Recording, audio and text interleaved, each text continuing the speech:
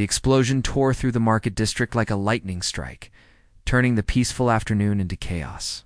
Tae Chen Kim dropped his coffee and ran toward the blast while everyone else ran away. It was instinct, really. 7 years in Earth's military had trained him to move toward danger, not from it. Smoke filled the air, thick and black. The station's alarms screamed overhead. Taeyong pulled his jacket over his nose and pushed through the fleeing crowd. Aliens of a dozen different species scrambled past him, their translator devices shouting warnings in languages he couldn't understand. But he didn't need translation to know what had happened. Someone had set off a bomb. The promenade was destroyed. Shops that sold exotic goods from across the galaxy were now burning ruins.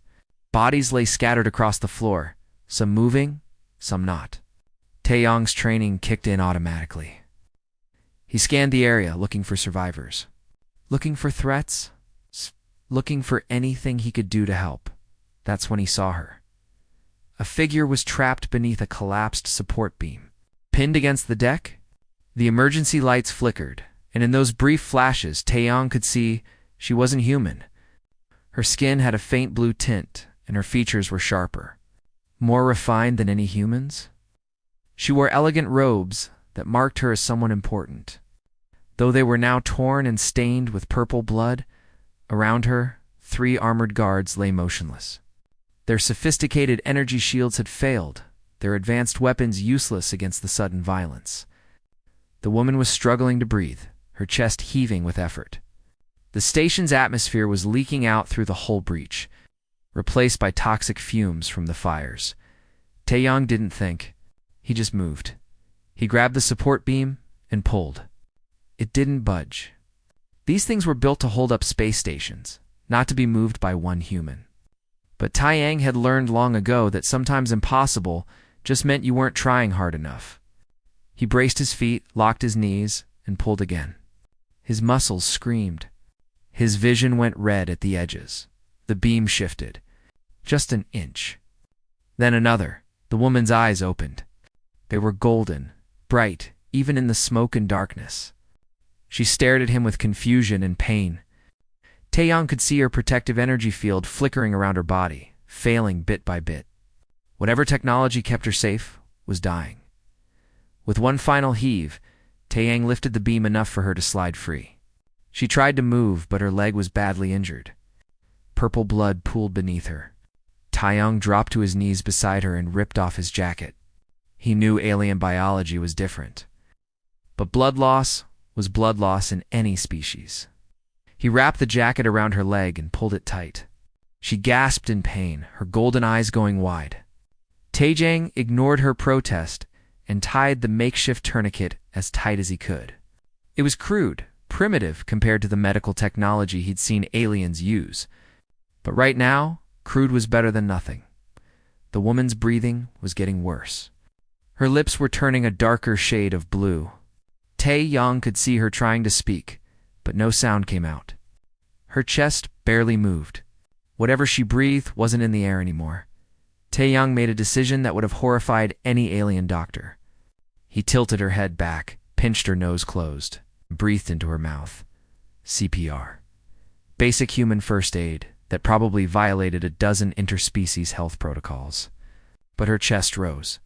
He breathed again. Her chest rose again. He kept going, counting in his head the way they'd taught him in basic training. 30 compressions, 2 breaths. 30 compressions, 2 breaths. Don't think about whether it'll work. Just do it.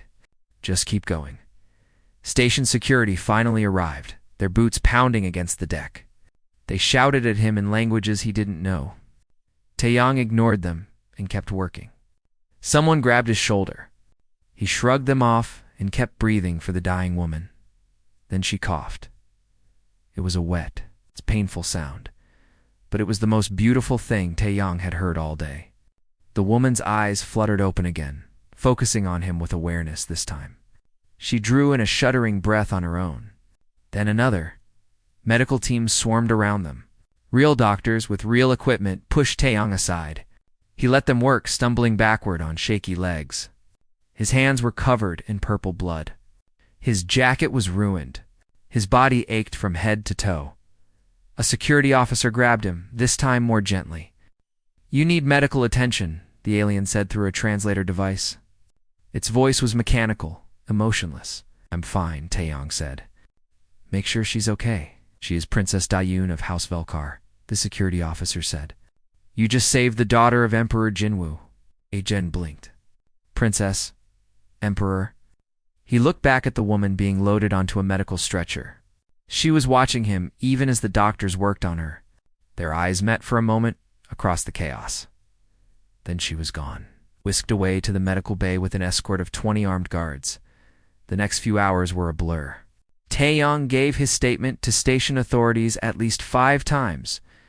They wanted to know everything. What he saw, what he heard, what he did. He told them the truth. He heard an explosion. He ran to help. He found a woman trapped. He pulled her free and gave her first aid. They seemed surprised by how simple his story was, like they expected something more complicated. But that was the truth. There was nothing heroic about it. He saw someone who needed help, and he helped them. That's what you did. The station commander, a tall alien with too many arms, informed him that he was being placed on administrative leave while they investigated the attack. Standard procedure. Taeyong understood. He went back to his small quarters, showered off the blood and soot, and collapsed on his bed. He thought that would be the end of it. He'd done his job. The princess would recover. Life would go back to normal. He was wrong. 3 days later, his door chimed. Taeyong opened it to find station security waiting for him, but not the normal officers. These were wearing dress uniforms. Behind them stood Director Hyun-woo Park, Earth's ambassador to the station. The man looked terrified. "Corporal Kim," the ambassador said, his voice shaking. "We need to talk. The Velkari Imperial fleet has arrived. Emperor Jinwu himself is here. He's asking for you." Taeyong felt his stomach drop. Why would an emperor want to talk to me? Because, the ambassador said quietly, you saved his daughter's life. And now, he wants to thank you personally. The way the ambassador said thank you made it sound like a death sentence. Taeyong looked past him to the viewport in the corridor. Outside, dozens of massive warships hung in space around the station. Each one was the size of a small city. Each one carried enough firepower to destroy entire planets, and their emperor wanted to talk to him. Taeyong grabbed his uniform jacket. "Well," he said, "I guess we shouldn't keep him waiting." "Ah!" The ambassador's face went even paler. "Corporal, you don't understand what you've done. In Valkyrie culture, saving a royal's life creates a blood debt, and there's only one way to repay it." "What way?" Taeyong asked. The ambassador swallowed hard. "Marriage." The throne room aboard the Imperial flagship was bigger than any building Taeyong had ever seen on Earth. The ceiling stretched so high, it disappeared into artificial clouds. Pillars of crystal lined the walkway, each one pulsing with soft light. Everything here was designed to make visitors feel small and insignificant. It was working. Taeyong walked forward with Ambassador Park beside him. His boots clicked against the smooth floor, the sound echoing in the massive space. Ahead, on a platform that seemed miles away, sat Emperor Jinwu. Even from this distance, Taeyong could see he was enormous. The Valkyrie were naturally taller than humans. The Emperor looked like he could break Taeyong in half without effort. Around the throne stood hundreds of courtiers, nobles, and guards. They all watched Taeyong with expressions he couldn't read. Some looked curious. Others looked disgusted. A few looked amused, like he was entertainment brought in for their pleasure. "Remember," the ambassador whispered urgently, "bow when you reach the throne. Don't speak unless spoken to. Don't look directly at the Emperor for too long. And for God's sake, don't refuse anything he offers you, even if he offers something insane." Taeyong whispered back, "Especially then." They reached the base of the platform. Taeyong bowed the way the ambassador had taught him during the shuttle ride over. He felt ridiculous, but he held the position until a voice like rolling thunder spoke. "Rise, human." Taeyong straightened. Emperor Jinwu was staring at him with eyes the same golden color as his daughter's. The Emperor's face was hard to read. All sharp angles and smooth skin marked with glowing lines that probably meant something important in Valkyrie culture. "You are Taeyang Kim," the Emperor said. It wasn't a question. "Yes, Your Majesty," Taeyang replied. The translator device on his collar turned his words into whatever language the Valkyrie spoke. "You saved my daughter's life. I did what anyone would do." "Your Majesty," a murmur ran through the assembled courtiers. The Emperor's expression didn't change, but something flickered in his golden eyes. Amusement? Anger? Taeyang couldn't tell. "Not anyone," the Emperor said. "My own elite guards died trying to reach her. Their training, their technology, their dedication meant nothing in that moment. Yet you, a human with no special equipment and no formal orders, succeeded where they failed. Why?" Taeyang thought about the question. Why had he run toward the explosion? Why had he tried to move that beam when it should have been impossible? Why had he given her CPR when he had no idea if it would even work on an alien? "Because she needed help," he said finally.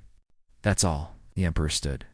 He was at least 8 feet tall, maybe more. His robes caught the light and seemed to glow with their own power.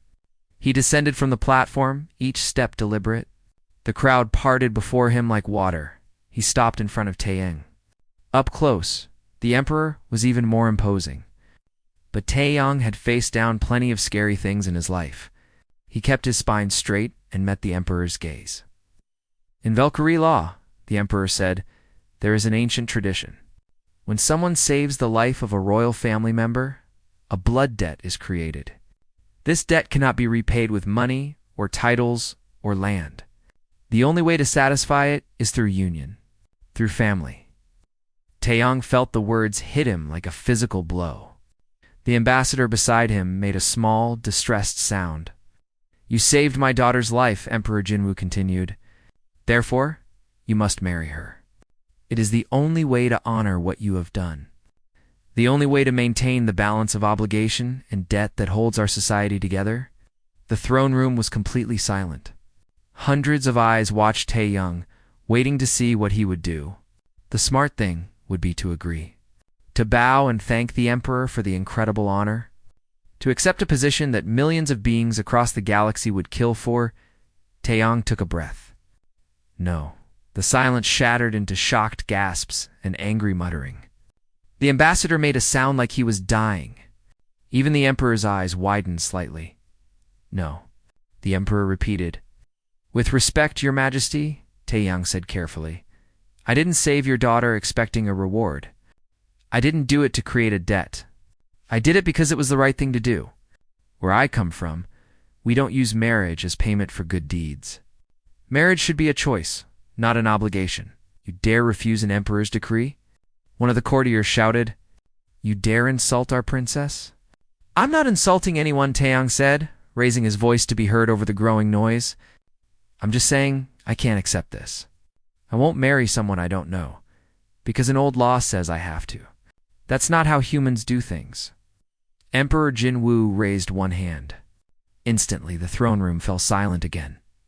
He studied Taeyang with an expression that was impossible to read. "You are either the bravest human I have ever met," the Emperor said slowly, "or the most foolish. Probably both, Your Majesty." A sound came from the Emperor's throat. It took Taeyang a moment to realize he was laughing. It was a short, sharp sound, but it was definitely laughter.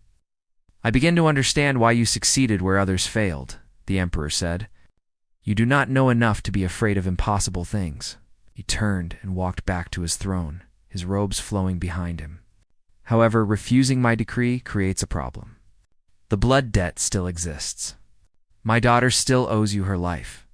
This cannot be ignored." "Then let me serve in some other way," Taeyang said. "Give me a job, a task, something I can do to balance the debt without forcing either of us into marriage." The Emperor sat down, his fingers drumming on the armrest of his throne. The sound echoed through the chamber like distant drums. "You propose service instead of union?" "Yes, Your Majesty." "Interesting." The Emperor was quiet for a long moment. Then he spoke again. "Very well. You will serve as my daughter's personal guardian for 1 galactic standard year. You will protect her, advise her, and learn our ways. At the end of that year, if both you and she agree to the union, it will proceed. If not, the blood debt will be considered satisfied through your service. Taeyong felt relief wash over him. A year? That was manageable. He could do a year. However, the Emperor continued, and Taeyong's relief evaporated. You will live aboard this ship. You will follow our laws and customs. You will be subject to my authority in all things. And if you fail in your duty, if any harm comes to my daughter, while under your protection, the consequences will be severe. I understand, Your Majesty. Do you? The Emperor leaned forward. Understand this, human? I am giving you this chance because you intrigue me. Because you did something no one else could do. But do not mistake my curiosity for weakness. I am Emperor of 300 star systems. I have destroyed civilizations that opposed me. If you betray my trust, I will erase not just you, but every human colony in known space. Do you still accept these terms? Taeyan thought about Earth, about the small human settlements scattered across a handful of worlds, about billions of people who had no idea their fate might rest on his shoulders. The smart thing would be to refuse, to run, to let someone else deal with this insanity. But Taeyang had never been that smart. I accept, he said. Then it is decided. The Emperor gestured and guards stepped forward. You will be shown to your quarters. You begin your service immediately. As the guards led him away, Taeyang caught sight of movement at the side of the throne room. A figure in elegant robes watched him from the shadows. Princess Dayun. She looked healthier than when he'd last seen her, the color back in her face. But her expression was unreadable. Their eyes met for a second time. Then she turned and walked away, disappearing into the depths of the Imperial ship. Ambassador Park caught up with Taeyang in the corridor outside. Do you have any idea what you've just done? The man said, his voice shaking. Bought us some time? Taeyang offered. You've made yourself responsible for the life of the most important princess in the Velkari Empire. If anything happens to her, we're at war. Earth cannot win a war against the Velkari, and I'd better make sure nothing happens to her. The ambassador stared at him. You're serious? You actually think you can do this? I saved her once, Taeyang said. I can keep her safe for a year. It's not what I'm worried about, the ambassador said quietly. What happens if, at the end of that year, she wants to marry you and you still say no? Or worse, what if you want to marry her and she says no? Either way, we could end up right back where we started. Taeyang hadn't thought about that. He'd been so focused on avoiding immediate marriage that he hadn't considered what might happen at the end of the year. I'll deal with that when the time comes, he said. The ambassador sighed. I hope you know what you're doing, Corporal. So do I, Taeyang muttered.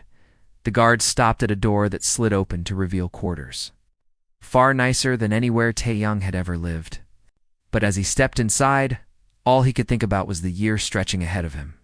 A year aboard an alien ship, protecting a princess he didn't know, surrounded by people who probably wanted him dead. What could possibly go wrong? The first month aboard the Imperial flagship was the hardest month of Taeyang's life. Everything was wrong. The gravity was too light, making him feel like he might float away. The air had a strange taste that left his mouth dry. The food looked like it was still alive and tasted worse than military rations.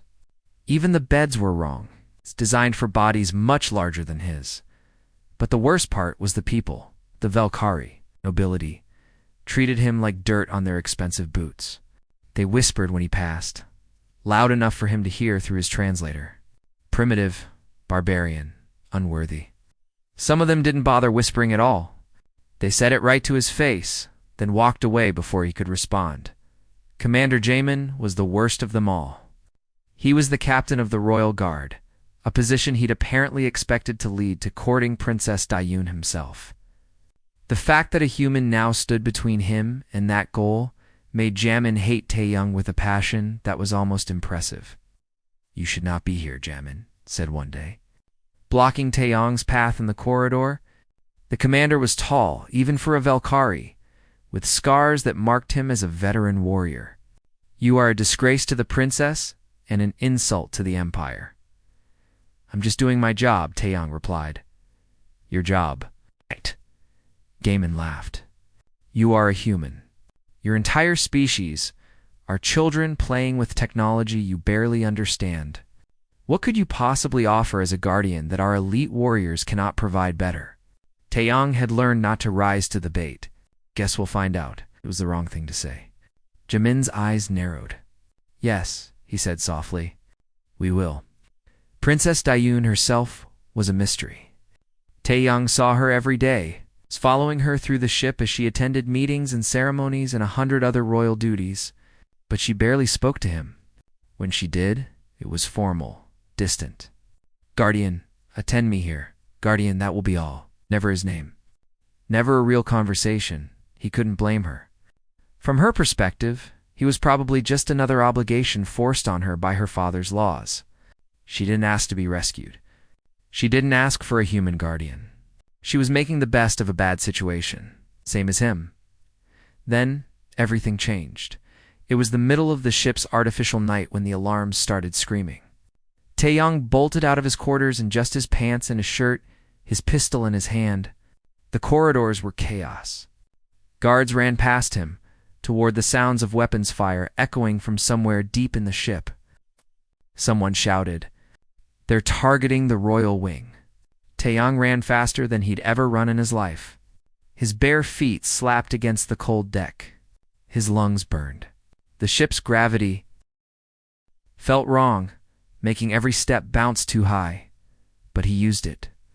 Leaping forward in long strides that ate up the distance, he reached the royal wing to find guards, locked in combat with attackers wearing unmarked armor.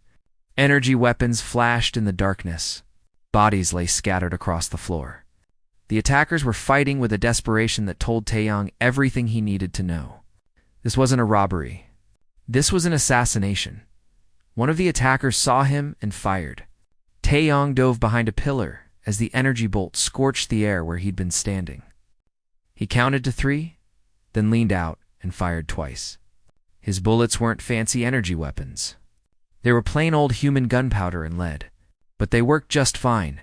The attacker went down. Taeyong was already moving, using the confusion to get closer.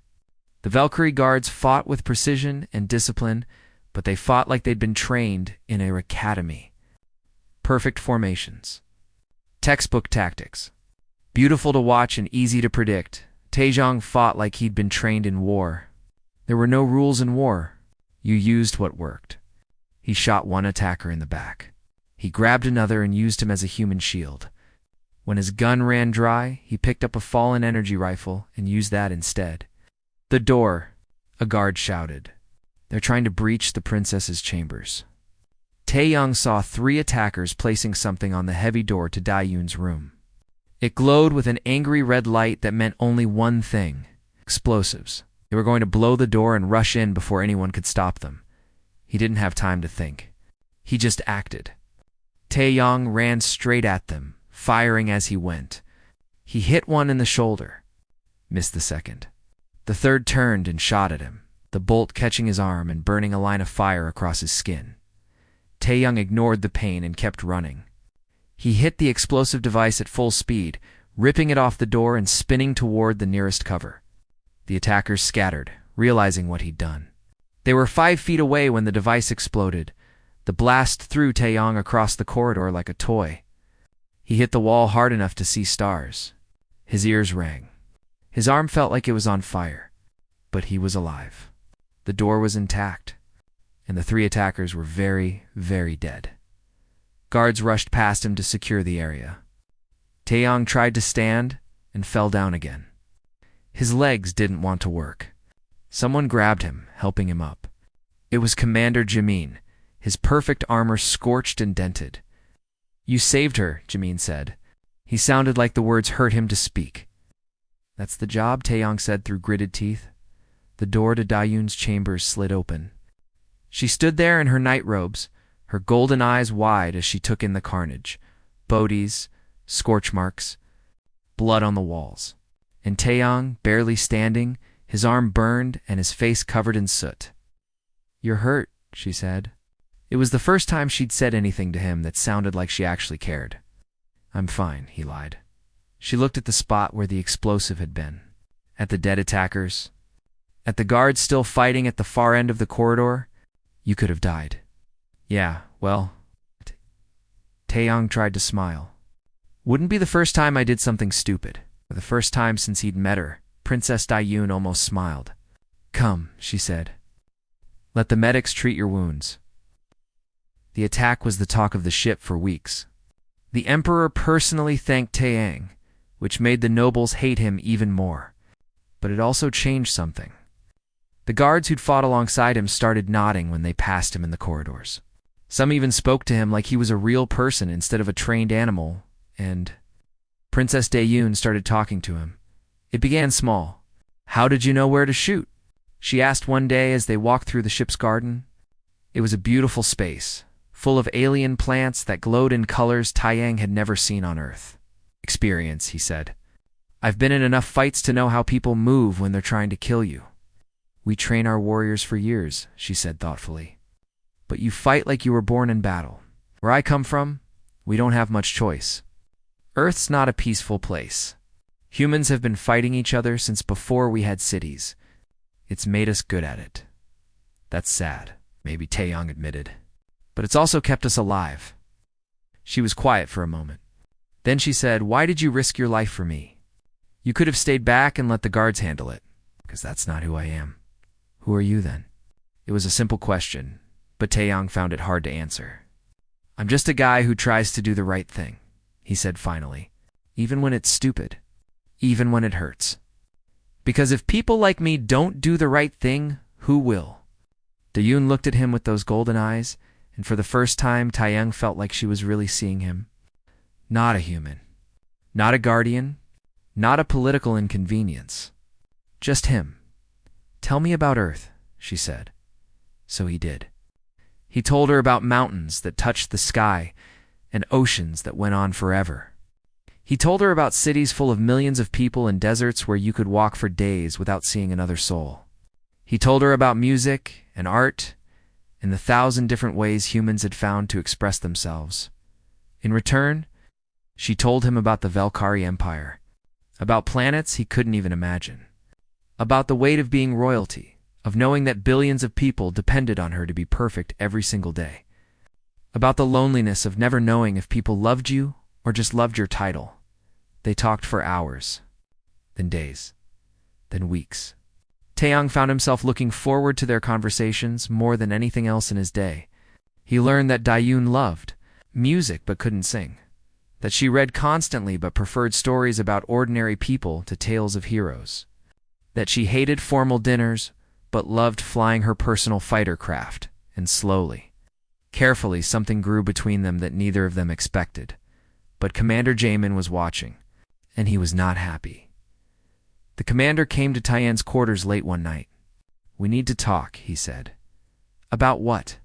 About the fact that you are getting too close to the princess. I'm her guardian, Taeyang said. That's kind of the point. You are a human. Jamin's voice was cold. You will never be worthy of her. The sooner you understand this, the better. That's not your decision to make, isn't it? Jamin stepped closer. I have served this empire my entire life. I have bled for it. Killed for it. I have earned the right to stand beside royalty. You have done nothing but exist at the right place at the right time. If that's what you think, Taeyang said quietly, then you haven't been paying attention. Jamin's hand went to his weapon. For a moment, Taeyang thought the commander might actually attack him. Then Jamin smiled, cold and cruel. You think you're clever, he said. You think your primitive tactics and human luck will protect you. But I know things you don't. I have connections you can't imagine. And soon, very soon, you will be exposed for what you truly are. A fraud, an accident, a problem that needs to be removed. He left without another word. Taeyang stood in his quarters, staring at the closed door. Something was wrong. The attack on the ship. Jamin's words. The way some of the nobles looked at him when they thought he wasn't watching. Something was very, very wrong, and he had a terrible feeling it was about to get worse. Taeyang couldn't sleep. Jamin's words kept running through his mind. I have connections you can't imagine. What did that mean? Connections to who? And why would the captain of the Royal Guard need secret connections? Unless he wasn't as loyal as everyone thought. The idea seemed crazy at first. Jamin was the Emperor's most trusted warrior. He'd served for decades. But the more Taeyong thought about it, the more things didn't add up. The attack on the ship had been too coordinated. The attackers had known exactly where to hit and when. They'd known the guard rotations, the security protocols, everything. Someone had given them that information. Someone on the inside, Taeyong, got dressed and left his quarters. The ship was quiet during the artificial night, with only essential crew on duty. He moved through the corridors carefully, staying in the shadows. He'd learned the ship's layout over the past months, learned where the cameras were, where the guards patrolled. He reached the security center and found what he was looking for. A maintenance terminal, the kind that repair crews use to access ship systems. It wasn't heavily secured because nobody thought maintenance workers were a threat. Taeyong pulled out a small device he'd built from spare parts and plugged it in. The device was simple. All it did was copy data. But sometimes simple was all you needed. He downloaded the security logs from the night of the attack. Guard schedules, camera footage, communications records, everything. Then he unplugged his device and disappeared back into the shadows before anyone noticed him. Back in his quarters, Taeyong spent hours going through the data. Most of it was useless. But then he found something interesting. A communication sent from inside the ship 2 hours before the attack. It was encrypted, but whoever sent it had used the same encryption the Royal Guard used, which meant it came from one of the guards. Aldace themselves. Taeyong's hands shook as he tried to break the encryption. He wasn't a hacker, but he'd learned a few tricks over the years. After an hour of work, he managed to crack it. The message was simple. Package delivered. Strike at 0 for 00 hours. Royal Wing, Section 7. Package delivered. Strike orders. This wasn't just information being leaked. Someone had smuggled the attackers onto the ship. Someone in the Royal Guard, Taechong, needed help. He needed someone he could trust. And there was only one person who fit that description. He found Princess Daeun in the observation deck, staring out at the stars. She spent a lot of time here, she'd told him once. It was the only place she could think without someone watching her every move. "We need to talk," Taeyong said quietly. She turned, surprised. "It's late." "What's wrong?" "Someone on this ship is working with the enemy. Someone in the Royal Guard." Her golden eyes widened. "That's impossible. Every guard is vetted for years before they're allowed to serve. I have proof." He showed her his device, the data he'd copied, the encrypted message. "Someone let those attackers on the ship. Someone told them exactly where to hit. And I think it was Commander Jamin." Daeun was quiet for a long moment. "Jamin has served my father for 20 years. He's saved my life a dozen times. Maybe that was the plan all along. Gain trust, get close, wait for the right moment. To do what?" She asked. "Kill me? He's had plenty of chances." "I don't know yet," Taeyong admitted. "But something's wrong. I can feel it." Daeun looked at the data again, her expression troubled. "If you're right, we need to tell my father immediately. If I'm wrong, I'll look like an idiot who's trying to get rid of his rival. Worse, if Jamin is connected to someone higher up, warning them now might make them destroy the evidence. So what do you suggest?" "We investigate quietly. We find out who he's working with and what they're planning. Then we bring it to your father with proof he can't ignore." It was risky. If they got caught, Taeyong would probably end up in prison or worse. But Daeun studied his face for a moment, then nodded. "All right," she said. "But we do this carefully.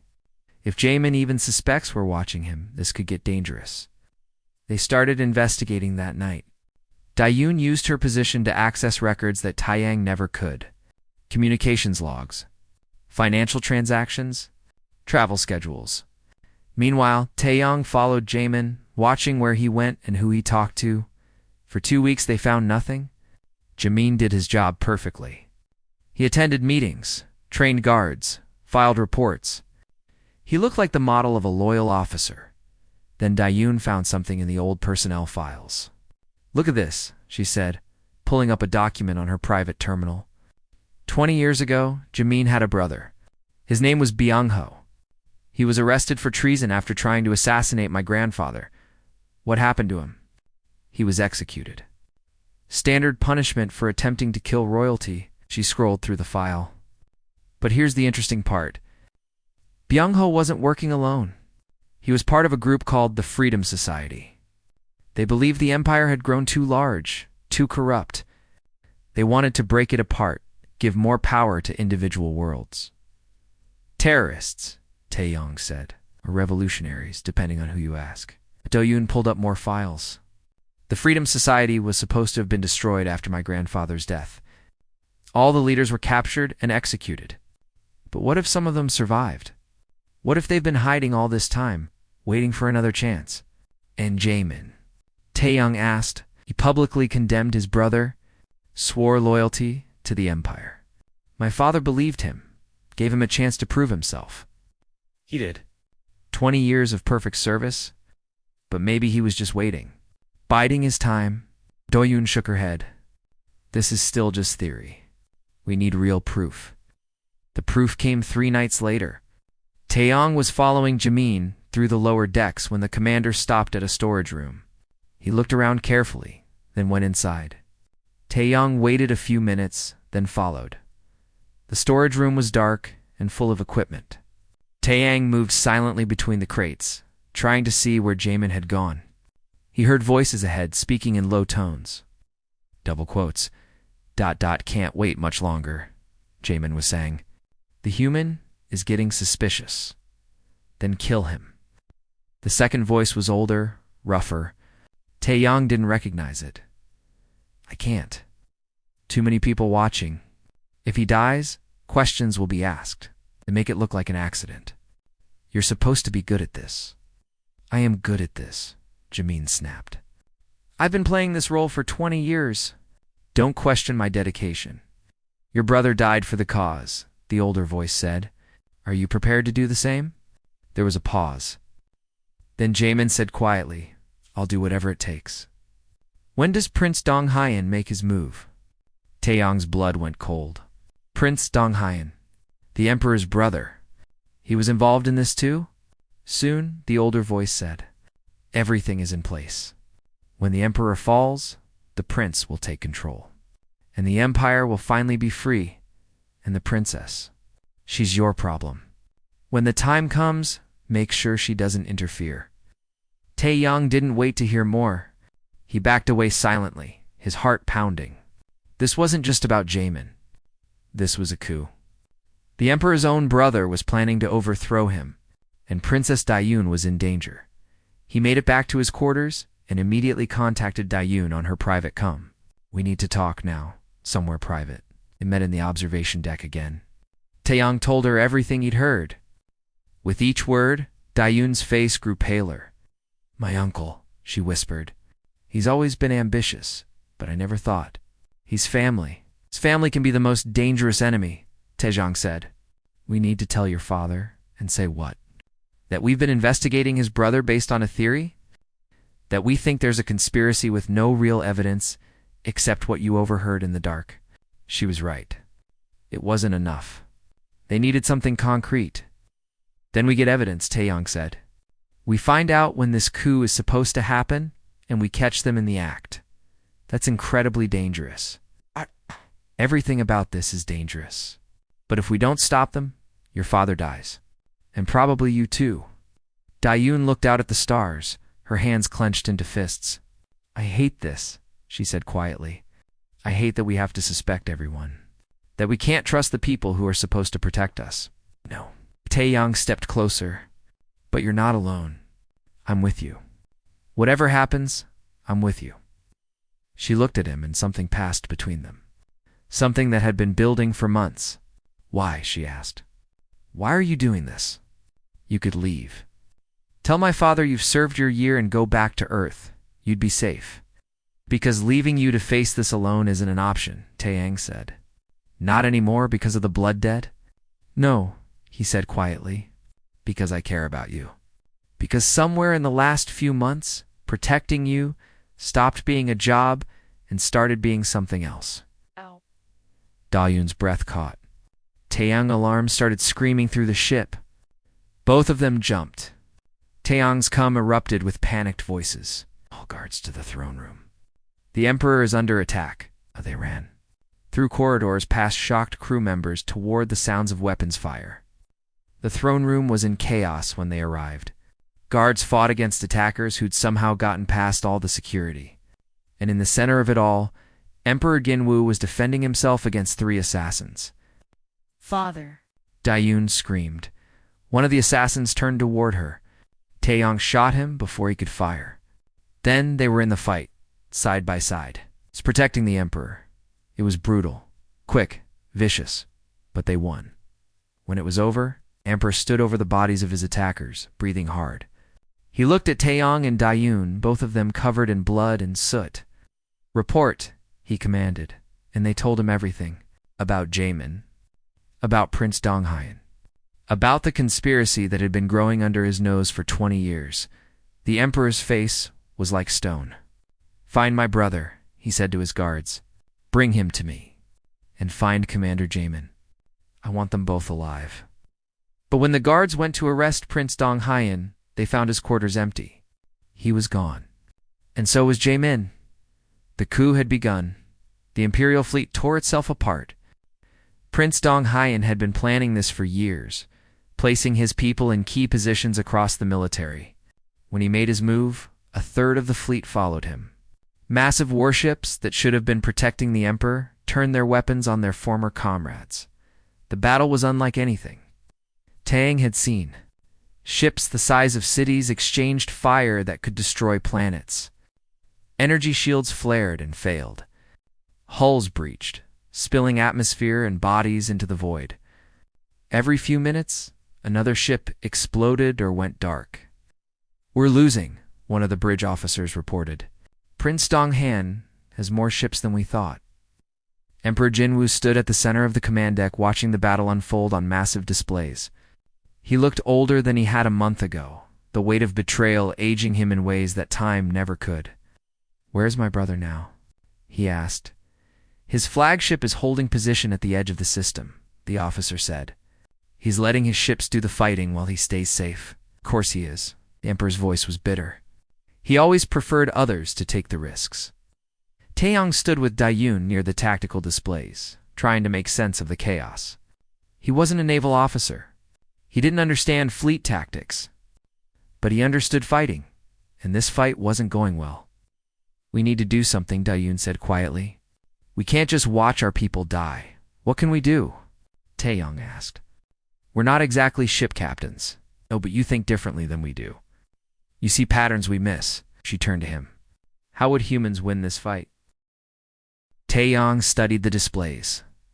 The Emperor's forces were fighting defensively, trying to protect the flagship while fighting off attackers. It was smart, tactical, by the book. And they were losing because Donghayan's forces could afford to be reckless. But there was something else. Something the displays showed that nobody seemed to notice.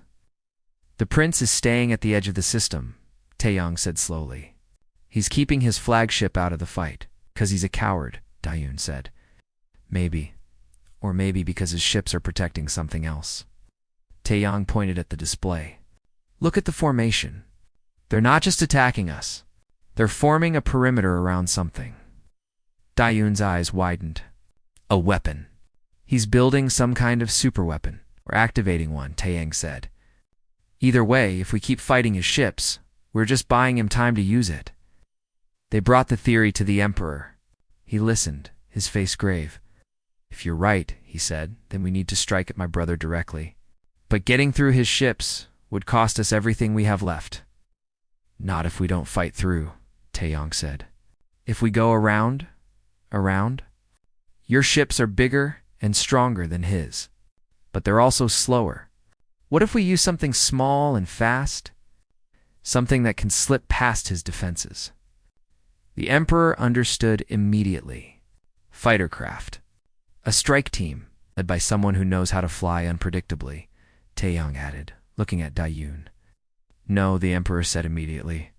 I won't risk my daughter. Father, Dayun said firmly, I'm one of the best pilots in the fleet. You know that? And this was my idea as much as his. You are my daughter, my heir.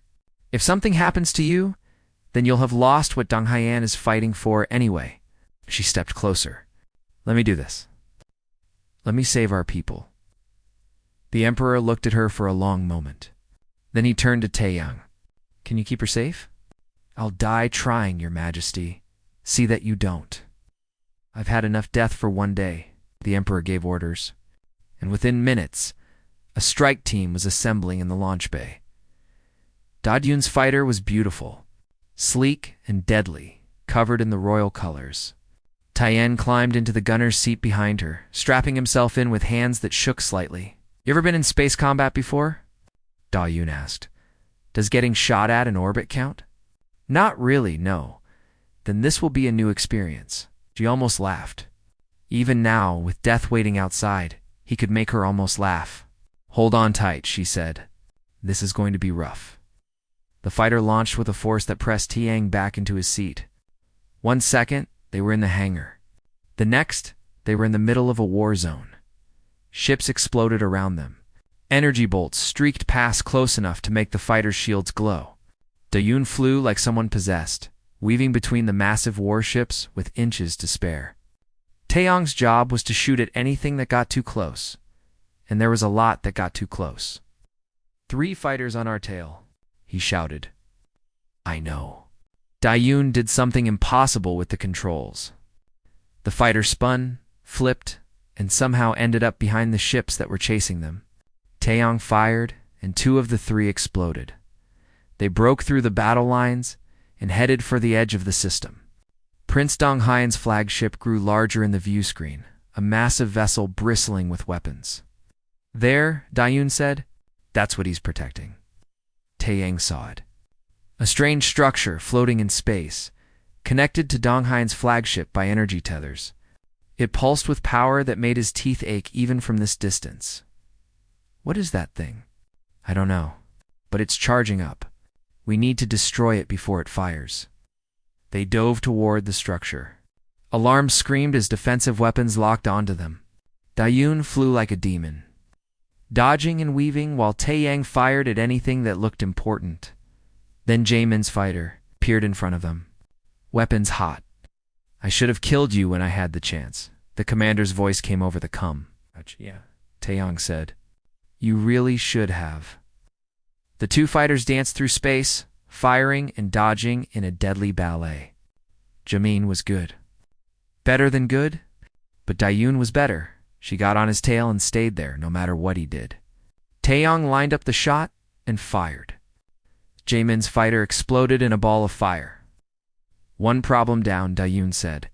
Now for the big one. They hit the structure with everything they had. Missiles, energy weapons, even ramming it with their shields at full power. Cracks appeared in its surface. The pulsing energy grew unstable. It's going to explode. Dayun shouted. We need to get clear. She pushed the fighter to its limits, racing away from the structure as it began to collapse. Behind them, Prince Dong Haiyan's flagship tried to disconnect, but it was too late.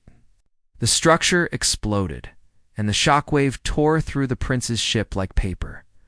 When it was over, Prince Dong Haiyan and his flagship were gone. His fleet, seeing their leader dead, surrendered. The battle was won. Back on the Emperor's flagship, Taejong and Dayun were greeted like heroes. The crew cheered. The Emperor himself came to meet them in the hangar bay. You saved us all, he said simply.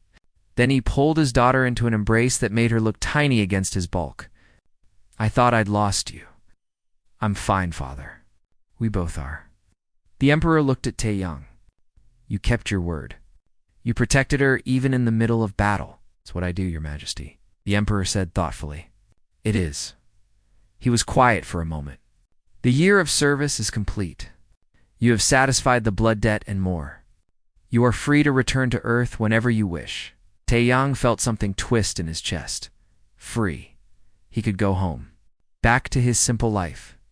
Back to a world where he understood everything and didn't have to worry about alien politics or civil wars. But when he looked at Dayun, home felt very far away. Can I have some time to think about it? He asked. The Emperor smiled slightly.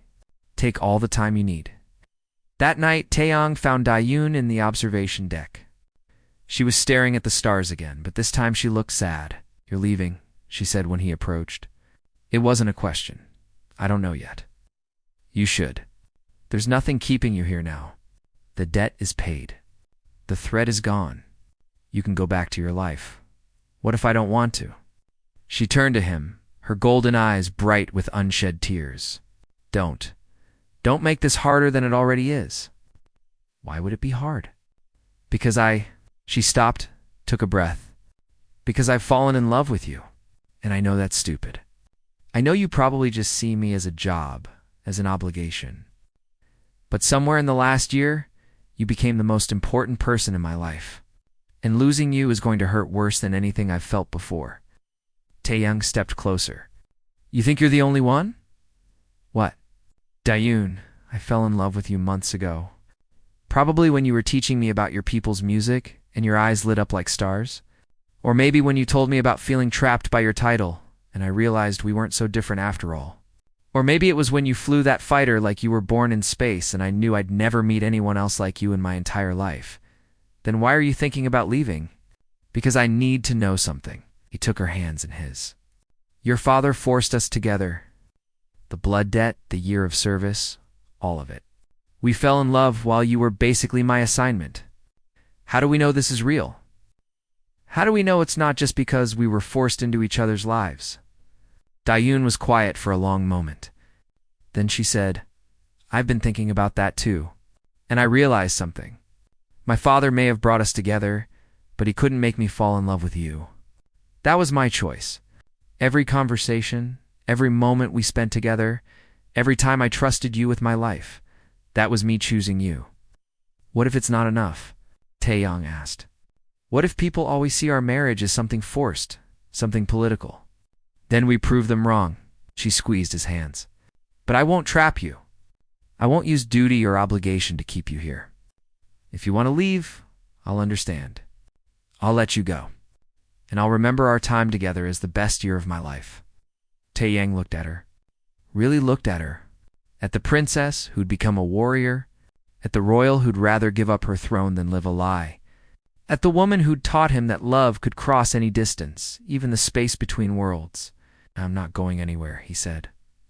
What? I'm staying. Not because of any debt. Not because your father ordered it. But because I choose you. Because I love you. Because I can't imagine my life without you in it. Oh. Dawn started crying. Then she was kissing him, and Taeyang was kissing her back, and nothing else mattered. Will you marry me? He asked when they finally pulled apart. Not because of tradition or law or politics, but because we want to. Yes, she said. Yes. 1,000 times yes. They told the Emperor the next day. He looked between them with those sharp golden eyes, then said, Are you certain? Both of you. I will not force this. We're certain, they said together. The Emperor smiled. It was the first real smile Taeyang had seen on his face. Then you have my blessing. And my thanks for making my daughter happy. The wedding was held a month later. It combined human and Valkyrie traditions in ways that didn't always make sense, but felt right anyway. Earth's president attended via hologram. Half the galaxy sent representatives, but Taeyan only had eyes for Dudge and as they said their vows.